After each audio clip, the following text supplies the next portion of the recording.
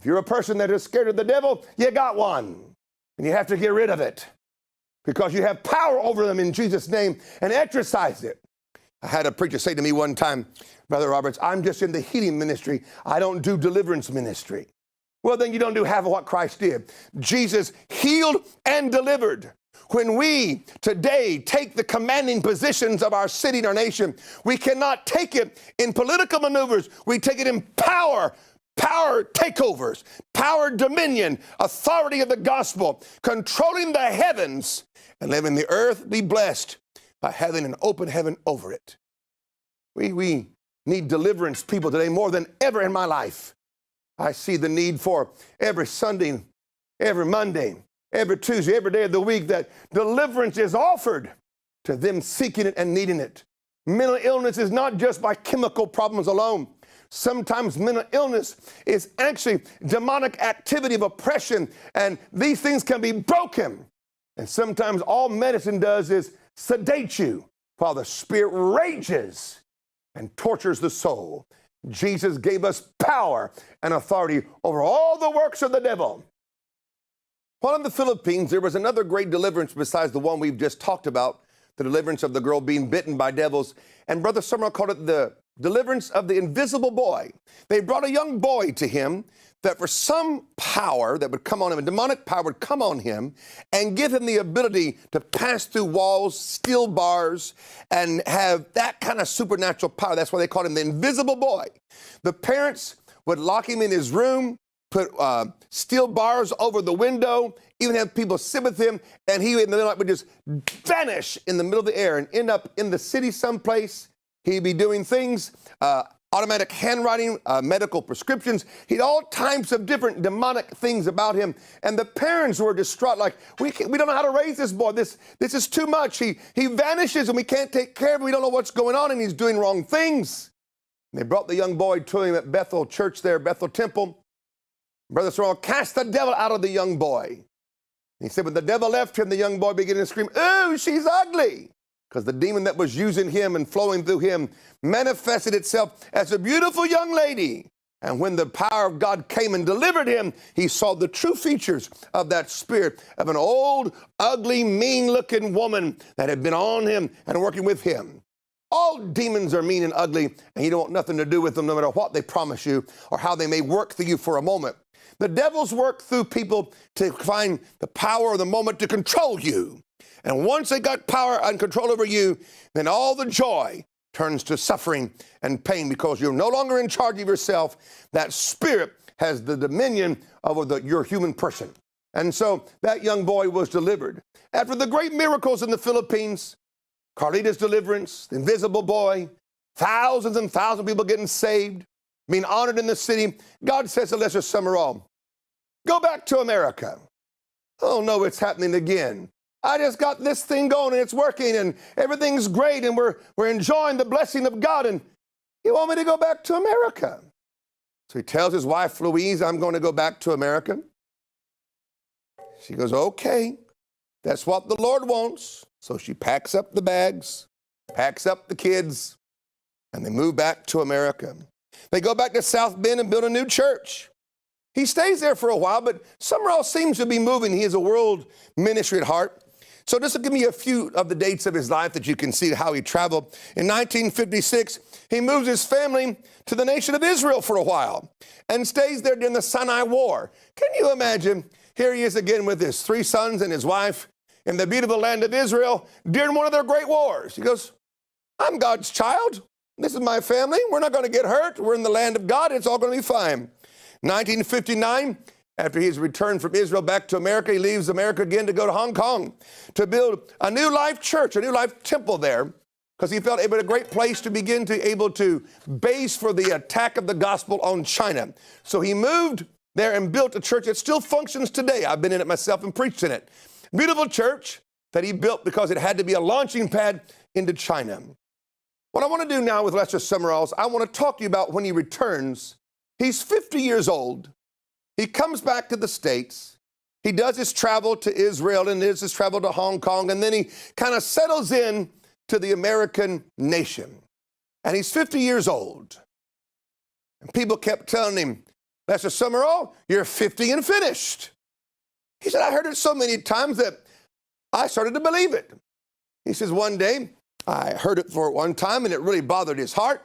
And he said, I went to pray and said, God, I keep hearing from all of my friends, and some of them are my nice friends, but they keep telling me I'm 50 and finished. That's why you brought me home to America, to just retire and enjoy, because my days of greatness, of obeying you and the adventures of faith are over. Is it true? God says, no, I finally got you where I can trust you, and I'm going to bless you. I can trust you with money. I can trust you with fame. I can trust you with influence over the churches. I'm at a place where I can trust you. I'm about to use you in greater ways. Well, this is just the first part of his life. Now we're entering probably the most productive time of his ministerial life. Let me read you the things that he began to do. In January of 1968, he built his first Christian radio station in Indiana. Then he began to buy TV stations. He'd buy TV stations in Indianapolis, South Bend, Tulsa, Honolulu, in Denver, in Maui, all kinds of stations in New Orleans. He began to buy up Christian TV stations with no money. That's called faith.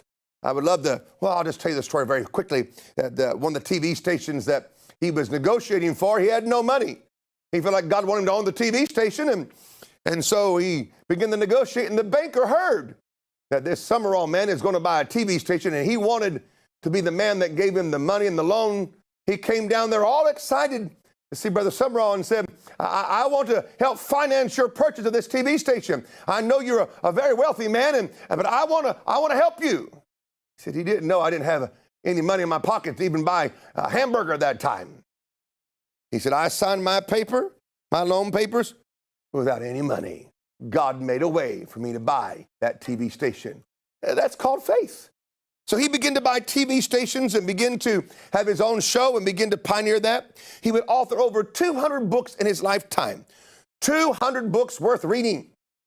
200 books that was thought out, biblically sound, good doctrine. His apostolic writings, you might say, began, and we can find them now in over 200 books. In 1985 of December, he launched a shortwave radio station because he always had a heart for the nations. A shortwave radio station is not something that we understand much anymore here in the Western world, but in some parts of the world, it's the only radio that they get. The only news they get is through the shortwave. And so in some parts of the world, it is still a powerful tool, and he wanted to make sure he could beam into China. He could beam into communist Russia, into Cuba, and let people be able to tune into a shortwave and hear the gospel being taught to them in their own language by a radio wave that no communist government could stop or jam. He would build a new church in South Bend, Indiana, or I should say a new building that would seat over 3,500 people. Wow. Lester Sumrall, after 50, was not finished. He was just getting started in another time period of his life.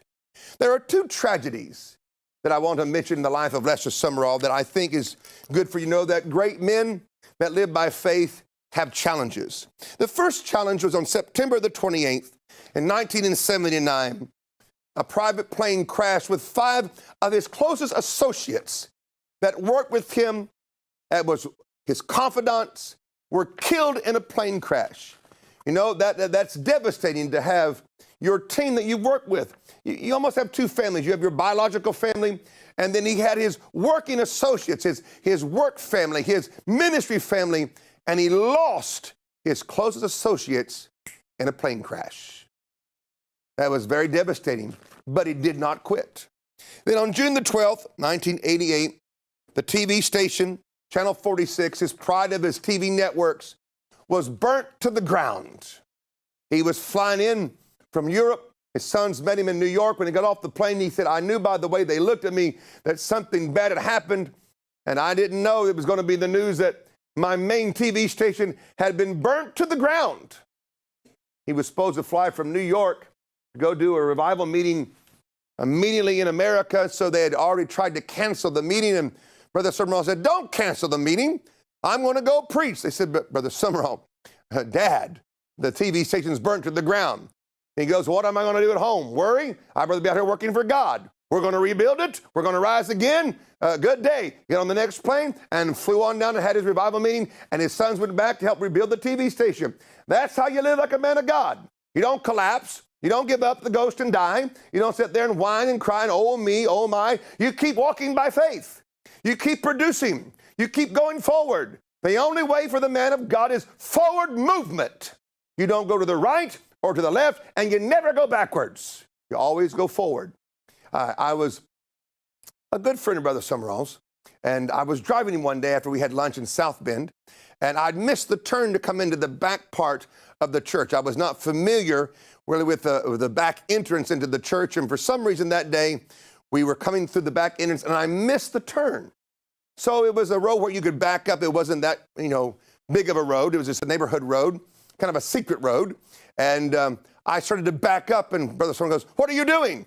I thought, well, I'm backing up to turn. He said, I don't go backwards. Go around the block and do it right the next time.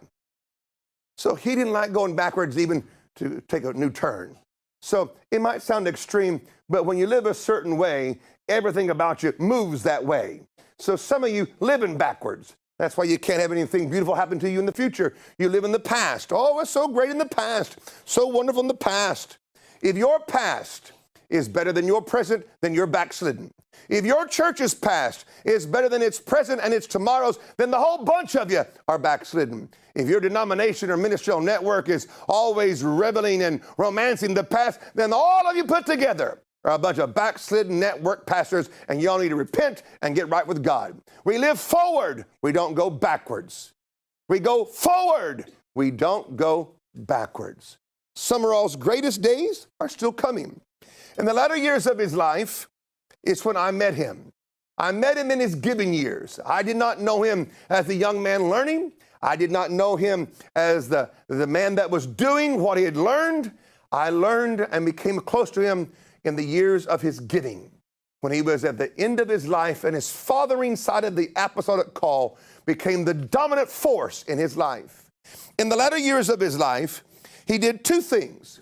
God gave him a great commission to feed the hungry Christians around the world in 1987.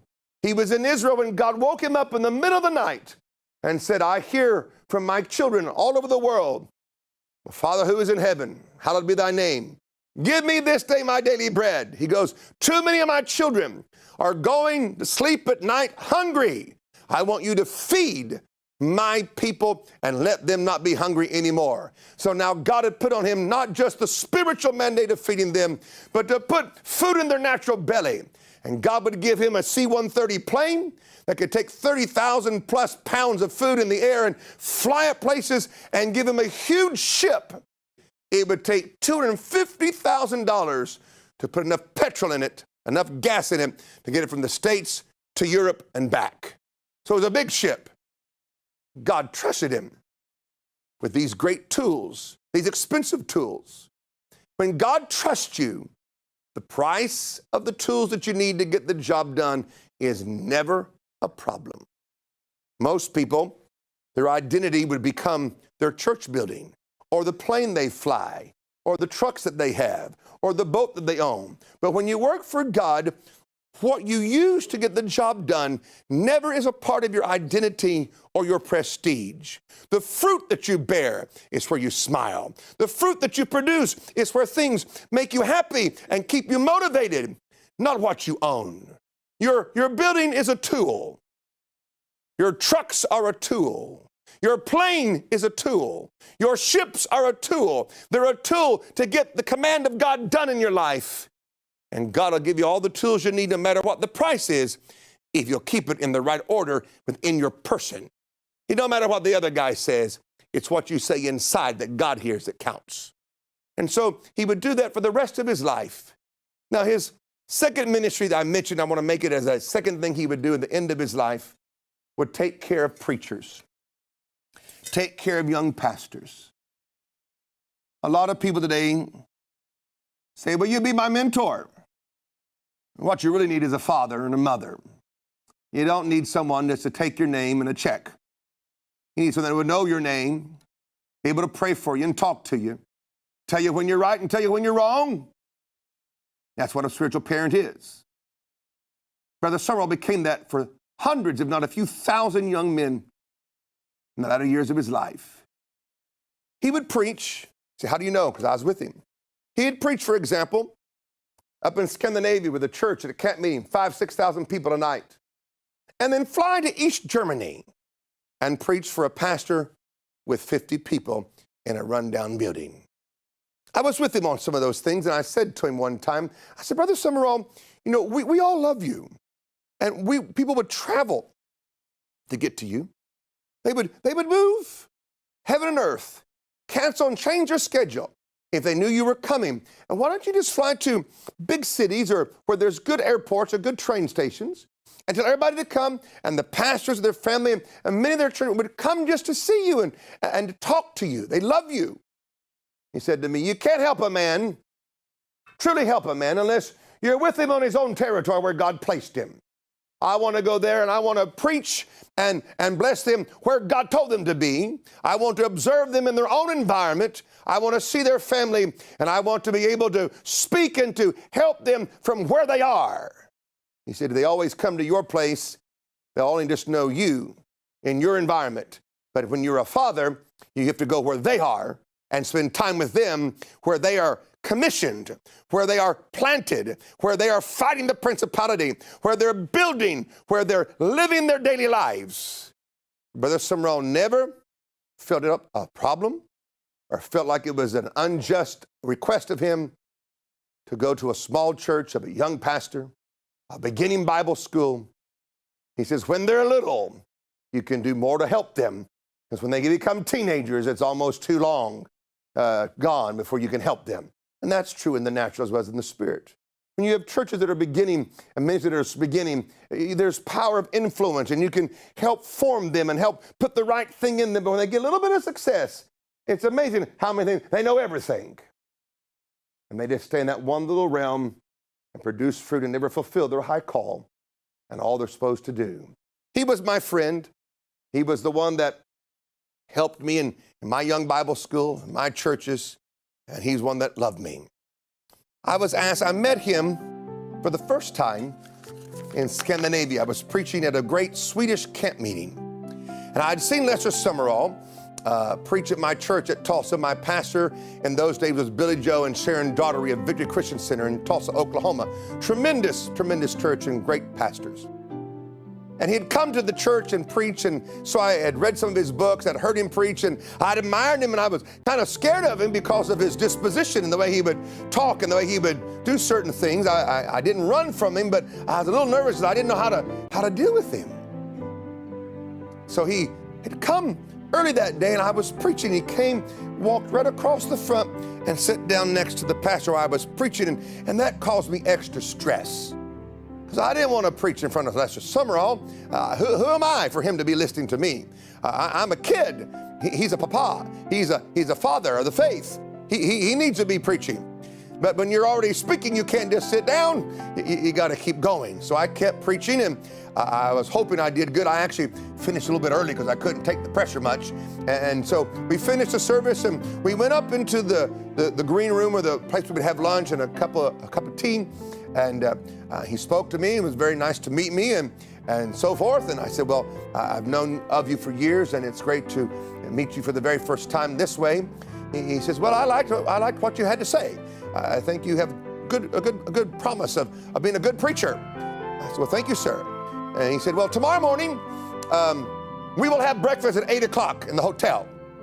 Good day. Walks off. I thought, well, he didn't ask me if I had a breakfast appointment. Thank God that I didn't. So I was so excited, but I was still nervous. I thought, me and him by myself? What am I going to do? There's no one to help me carry the conversation. If I get in trouble, I'm there by myself and I can't get out. So when you go to meet a man of God, a great person of God, you don't come late, number one. Respect starts with how you dress. Respect starts, secondly, your timetable.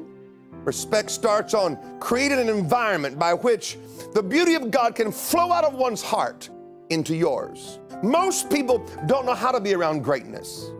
That's why they miss the deposit that God had arranged for them to have, or they get so little of it.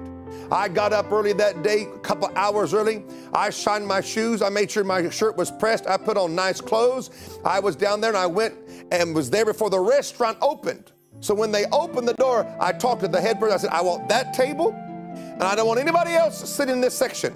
Can you arrange that? Well, sir, I said, I need this and I don't need to tell you why. Can you do this? Well, we'll do it for you. I said, I appreciate that.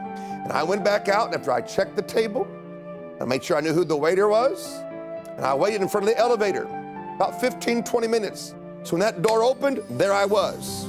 You meet greatness on time. You meet greatness dressed right. You meet greatness by speaking correctly to it, respectfully. And I said, good morning, Brother Sumrall. He goes, it's good morning to see you. He says, are you ready for breakfast? I said, yes, I have our table already ready. He goes, oh, okay. And we walk in and we sit at our table and we order our food. And he starts talking to me and asking me questions. And I'm trying to answer them the best way that I could, making sure that every word that I said was one that I meant to say and one that I wanted to say, and that I wouldn't have to explain it later or say something stupid that makes him go inside like, oh my God, what's wrong with this guy? Thank God I survived the first breakfast with Lester Sumrall. And as we finished, he goes, I'm flying out today, but I live in South Bend, Indiana. You should come to see me. I said, well, thank you, Brother Sumrall. I thought he was just being socially polite. I didn't realize at that time that he only says what he means, because sometimes there's social politeness. You say things that in the depth of it, you really don't mean it. You mean it in the surface of it. Kind of like, I live in South Bend. If you're ever in South Bend, call me and we'll have lunch. That's not what Lester Sumrall meant. He meant make a trip to see me. That's how he said it, but I didn't hear it that way the first time. So I go back home, and a few weeks go by, almost a couple of months, and the secretary, Brother Sumrall's secretary, was one of my partners. And I didn't know that until this incident. She called one day, and I took the call. She said, I'm so-and-so, I love you, and I can't cover for you anymore. I thought, well, what do you mean cover for me? She said, he keeps asking, when is Robert Slayton coming? And I keep saying, he's overseas or something, because I look at your schedule on the internet and I'm running out of things to say. You better get up here and get up here now. I said, well, I didn't think he meant it. And that's when I learned my first thing. He says what he means. He means for you to be here. I said, I'll be there in a few days. So I booked it. Cost me almost $800 to fly from Orange County, California to South Bend, Indiana. I flew up there, rented a car, and drove to the office and walked inside and said, I'm here to see Brother Sumrall. He's expecting you. I walked into his office and sat down, and in my nice suit and shiny shoes, everything was together, and I looked like a nice, presentable young man, and he said, and your first question is? Well, I had no questions. I didn't know you were supposed to come with questions to see Brother Sumrall. I thought we were going to have a conversation. We just kind of have a discussion. He looked at me and said, don't ever come to me again without questions. Do not waste my time. I said, yes, sir. So in my mind, I began to come up with all the kinds of questions that I knew. Some of them were quite stupid, but at least I had questions to fill up an hour. He said, I think we should go eat lunch now. I said, well, I would like that. So we go to lunch, and we have a nice conversation. I think we go to Benihana's is where we go to lunch, a Japanese restaurant. And we eat and we come back, and I walk back in with him to his office, and I sit down, and he says, I know you have a flight this afternoon, and is there anything else you'd like to talk about? I said, no, I've enjoyed my visit here. He said, would you want me to bless you? I said, well, I'd love to be blessed by you. I'd love to be prayed for by you. I was raised in a Pentecostal family, so being blessed was a part of my life. So I was ready for all kinds of blessings, nice touches, massages, shakings. I had all kinds of blessings. So I bowed my head, thought he would just pray behind the desk. He said, get up and come around here and kneel down here beside me at my chair. I said, okay. Didn't bother me. It's fine. So I got up out of my chair and I went around and knelt down on the floor next to his chair, and he cleared his throat and took his third finger and his thumb and grabbed my head and he goes, be blessed. He says, you can go now. Come back anytime you want to. I got up off the floor, and I got in my car and drove to the airport and got on my plane to fly back to Orange County, California, thinking, I'm never going to do that again. I feel like a total jerk. I don't know anything. I feel like I made a fool of myself today, and I have enough drama without creating more drama like this. So I was going through all of this, and the Lord came to me on that plane. He said, you will return. because I've arranged it and you will return many times. And I said to the Lord, I said, God, the whole time I'm with him, I feel like I'm an idiot. I don't know nothing. I keep making mistakes. He goes, that's why you're there, to start getting things right, strengthening what needs to be stronger in you. And the Lord told me something, or taught me something that day, of how to be around greatness. You know why some of you don't like to be around stronger people, more successful people, authoritative people? Because your insides and your personal conscience shakes and vibrates when you're around people of absoluteness and strength and boldness and sureties. And when you're not that way, you vibrate. And the Lord said, write down everything that you can remember that was not right on a piece of paper, that you vibrated here, you didn't do good there, and work on it. And the next time you're with him, see what vibrates and what doesn't, what speaks and what doesn't speak. Wow, I learned how to receive from a spiritual father. And we built a beautiful relationship that had been a major part of my beginning years. And I was one of his sons in his latter years. He had many sons. I'm just one of them. And I'm so glad that inside of my spirit, there is a deposit from the man of Lester Sumrall. Many of you, God will arrange in this time period for you to be around greatness, for a deposit, a blessing to come to you. Don't leave the presence of greatness without asking for the blessing. Don't walk out and just view everything naturally. Make sure you keep the divine relationship on the spiritual plane first. The natural comes in second. I received a phone call on April the 28th, 1996. Brother Sumrall had died that day of pneumonia. The first time he had gone to the hospital in probably his whole life since the doctor days when he was a young man. He'd got a pneumonia in his lungs, and he went home to be with the Lord that day. One of God's great generals left the earth, but he left a deposit inside of many young men that lives today. As I close this session with you now, I pray that God will take you that have been blessed by this great man, and may that deposit and that spirit of faith and deliverance come alive inside of you. I speak life to it again. I stir it up, and may that which you've received from him and even others move inside of you and begin to dominate your thinking and your doing and your ministry. I pray that for you today in Jesus' name. Amen and amen.